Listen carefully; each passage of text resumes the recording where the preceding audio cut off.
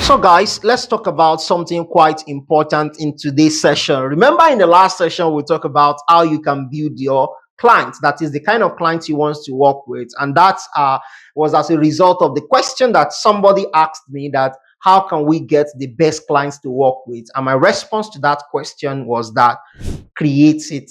If you create the kind of client you want to serve, then they are going to be the best client for you. Their complaint is going to make you what better at what you do, instead of making you feel odd or not good enough.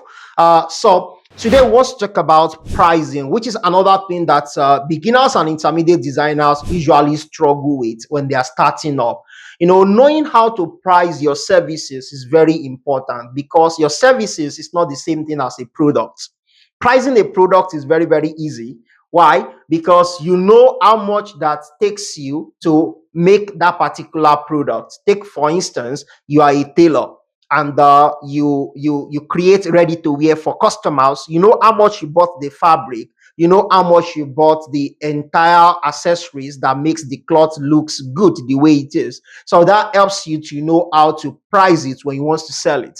Am I making sense? Let's take, for instance, that it takes you $30 to complete the accessories, both fabric and everything, for that particular clothes. If you want to sell it, you don't need to ask anybody that should you sell it below 30 or above 30. Obviously, you know you're going to sell it above 30, and you know what is fair for you to take, no matter how much the client is pricing.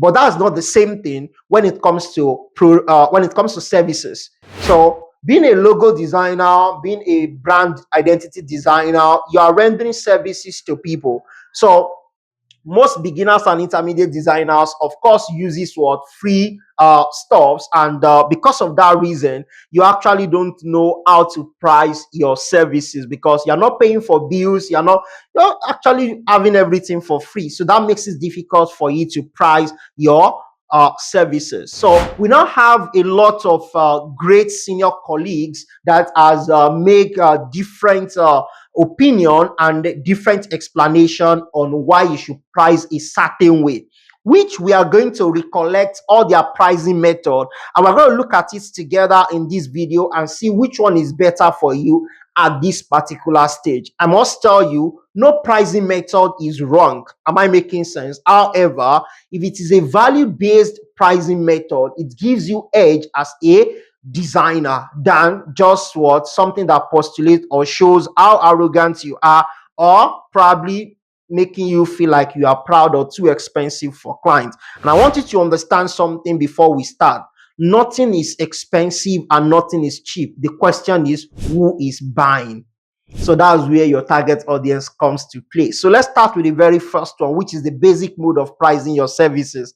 And that's what the guessing method. So a lot of beginners and intermediate designers, we usually guess when we are starting up with our career, that how much should I charge for this logo? How much should I charge for this flyer? And that makes a lot of beginners comes into design group and ask that, oh, how much is fair enough for me to charge for flyer? How much is fair enough for me to charge for logo? And you get to see different opinions that different people will give you.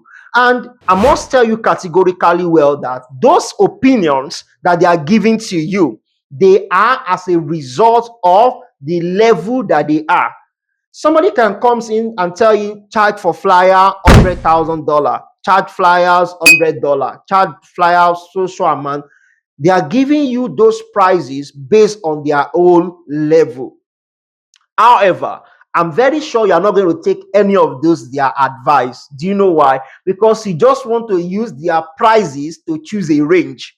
Because there's a particular factor in you that is like you're kind of afraid of losing that client.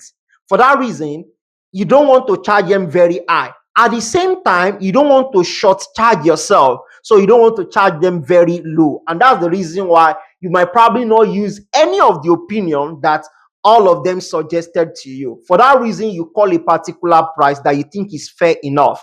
Now, two things will happen if you call this particular price out. Number one, if you call the price and the client did not charge it, did not price it, you feel guilty that, oh, I should have charged more. Let's take, for instance, that somebody wants to work with you on a logo project and you call 50,000 naira for that person. and the person did not even price at all. They just ask you for your account details. Immediately you drop that call, the first thing that happens to you is that, fuck, man, why did I charge this low? I should have called this a month. That is guilt. Why? Because you really don't know how to price the value that you want to give out. And if you have actually called that price, because there's something in your mind that you are expecting the clients to price, if the client has actually priced, you still take that low amount that they are pricing you to. Why? Because you don't want to lose them. So that's not a good way of pricing. And I know you are going to agree with me on that. And that takes us to the second method of pricing, which is using a rate card. Now, using a rate card to price your services, I actually learned this from one of the industry experts that I respect the most. Not just an industry expert, he actually happens to be my teacher, and that's the person of Tola Labi TA. He explained the use of rate card, but on the long run, I could see and figure that a lot of beginners and intermediate designers are not utilizing his explanation in the right context. What do I mean? This rate card of 18 is best explained, and when I say best explained, that is, you can best justify it by using the method of supermarket pricing. What do I mean by supermarket pricing? If you enter into a mall and you enter into a particular shop to buy grocery, obviously you see a price tag on each of them, and when you go there to pick anyone, if your price, that is the money that you have in your pocket, if it's not enough to buy it based on the price tag on it, you don't go back to go and meet the cashier to reduce the price for you. Am I making sense? And that's what a lot of beginners and intermediates understand rate card to be used for, so that you don't have a client to start pricing your market like Pepe. But rate card is not meant for that purpose, guy, because as a beginner or intermediate designer, the very first part of your career is to build confidence of communicating with clients.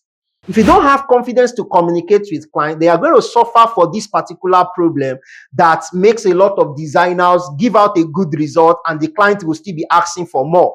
Asking for more in what? In what sense? In the sense that they don't appreciate the first one that you send. And you understand this. Let me give you an instance. When you do a very good looking logo or you do a very good looking flyer for your client and you send it to them, and they acknowledge the fact that, oh, this flyer is looking nice, but you hear another statement coming after it that, can we have another one?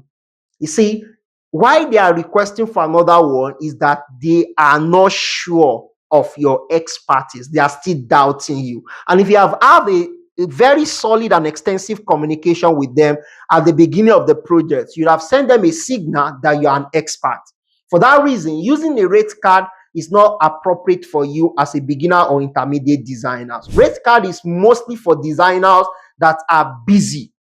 And when I say busy, I mean they have a lot of clients that they are working with. So in order for them to scale down the numbers of people they will be attending to, they utilize what? Rate card to tell you that this is what we charge for logo, this is what we charge for this is what we charge for that. So if you come into their website or you enter into their DM and they send you that, if your budget is not within that range, you cannot continue the conversation with them. So they use rate card to scale down the numbers of people they attend to. And if I may ask you, my brother, my sister, you're just starting off, mate. How many clients do you have that you want to scale down? So you still need a lot of people to hear from you. You need to hear from a lot of people. That will help you to build your perspective of reasoning and improve your communication skill. So I won't advise you to utilize rate card if you are just starting up as a designer. It's a very good method, but it's not meant for what? Beginners and intermediate designers. And that takes me to the third type of third method of pricing. And I learned this from a very respected industry expert. You've benefited from it. I've also benefited from it. Likewise, more than 3 million designers are benefiting from him till date. And that's the person of who? Chris Do. So when you look at what Chris Do explained the method of what? Anchoring in pricing. I love this method a lot because it saves you time. At the same time, communication happens between you and the client. Are you seeing it now? It saves you time, and at the same time, it helps you to communicate with the client. What does that mean?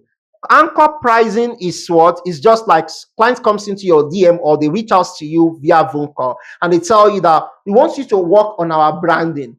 Okay, when you say they want you to work on our branding, or the client says, so we want you to create a logo for us. Okay, usually that's where Anchor comes in. Usually, a logo project usually costs within the range of $8,000 to $10,000 if that is what you charge. So immediately you tell them that you ask them if their budget is within that range. So if their budget is not within that range, you have a communication with them, right? And at the same time, you don't waste much time discussing about the project, giving them your values for free and the likes. You quickly wants to know how far you both wants to go. Do you get where I'm coming from? So if their budget is not up to that particular range, let's take for instance, they tell you that, oh, our budget is $2,000. So if their budget is $2,000 and your own minimum engagement is $5,000, though you called 8,000 to 10,000, but your minimum engagement is $5,000. So $2,000, obviously, you don't want to work with them. Now, this pricing method is going to do you two things, and I'm going to explain them briefly. You see, by the time they tell you that their price, their budget is 2,000 naira, obviously, you know you are not taking that price. But instead of it to just tell them no, you just be like, oh, that's a very good budget. However, if you can scale up that particular price, I'll be willing to help you to achieve the goal of your business. But if that is the budget that you have, obviously, I'm not going to advise you to spend above your budget when you know what your business can provide at a particular time. I can refer you to a designer who can give you what you want at this particular range. So you make them feel guilty that they cannot afford you without you telling them what? No. Do you get where I'm coming from now? Now, what would this do for you?